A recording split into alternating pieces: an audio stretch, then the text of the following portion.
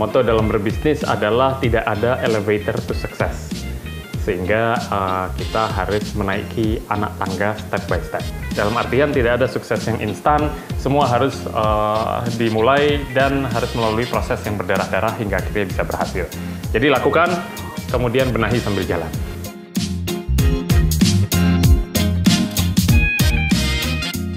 Wah, sukses masih jauh Pak. Sukses kapan ya? Amin. Tapi ya disyukuri prosesnya.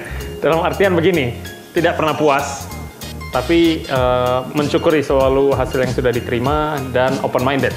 Dalam artian begini, kunci sukses pertama, courage atau keberanian itu dibutuhkan untuk menjadi seorang entrepreneur. Saat kita memiliki courage, kita memiliki keberanian, ada opportunity yang sesuai dengan bidang kita hajar dan agresif. Ya, tapi konservatif di bidang lain yang tidak kita kuasai. Jadi jangan semua bidang ditembaki, hanya yang kita kuasai aja kita masuk dan kita agresif di sana. Kedua, fokus dan konsisten. Jadi orang itu memiliki specialty dan keahlian masing-masing. Tidak mungkin juga dia ahli di satu bidang belum tentu bisa ngerjakan yang lain bisa berhasil gitu. Lebih baik kita fokus konsisten dalam satu bidang yang dikuasai dan dibesarkan jadi yang terbaik di dunia gitu.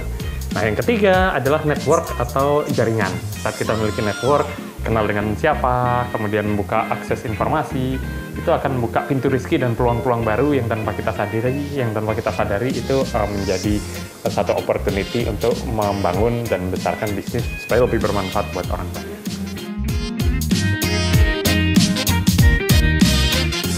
Kalau ada waktu lenggang, suka di rumah, menikmati waktu bersama anak-anak, ya sekedar berenang di rumah, bercanda, bermain, atau juga senang liburan. Wah, die-harder traveler, ya, mengunjungi lebih dari 33 negara untuk sekedar mencari inspirasi dan mengumpulkan magnet.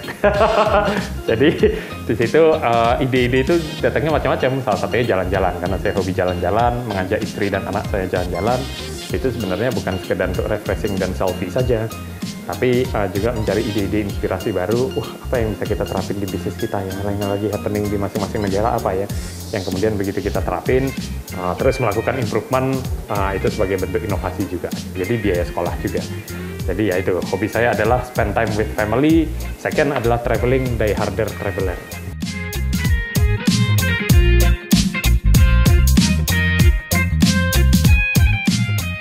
Keluarga saya sebenarnya cukup support terhadap apa yang kita jalankan, di mana saya terlahir pada keluarga yang cukup open-minded, dalam artian pada saat saya diberikan opsi untuk menjadi karyawan sebagai profesional atau menjadi pengusaha, sebenarnya orang tua saya memberikan kebebasan kepada saya.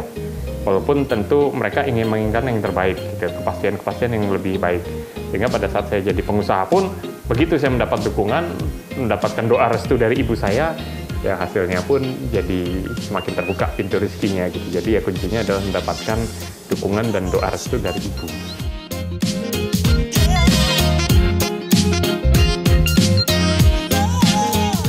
Istri saya Nilam Sari adalah partner bisnis, sekaligus pasangan hidup, sekaligus pacar saya dan sahabat baik saya.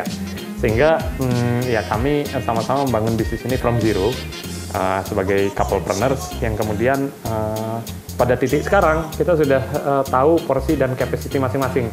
Mana yang menjadi porsi istri saya Nilam Sari dalam mengembangkan dan menjalankan bisnis, dan mana yang menjadi porsi dan peranan saya yang itu akhirnya menjadi saling melengkapi.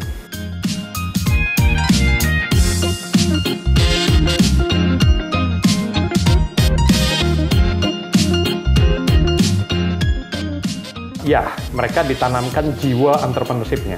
Masalah mereka mau jadi pengusaha atau tidak, itu pilihan mereka. Jiwa entrepreneurship itu penting pada semua lini. Jiwa entrepreneurship diantaranya berpikir kreatif, inovatif, berani melakukan action, mengambil resiko, berpikir out of the box. Misalnya anak saya yang kedua, Reva, dia suka bermain musik, bermain piano, juga suka menyanyi, ya, sehingga keberanian tersebut muncul dari jiwa entrepreneurship-nya. Kreatif, kemudian berani tampil, berani muncul di stage untuk performance dan sebagainya. Hal-hal tersebut saya tanamkan. Raffi misalnya, dia memang di sekolahnya ada pendidikan entrepreneurship, dia dengan pede menawarkan produk kebab untuk dijual di acara Entrepreneur Day yang ternyata laris manis laku gitu ya. Nah, hal tersebut saya bangun seiring dengan minat dari anak-anak ini gitu, sehingga nanti pada saat mereka besar, whatever they do, they become the best in the world, harapannya begitu.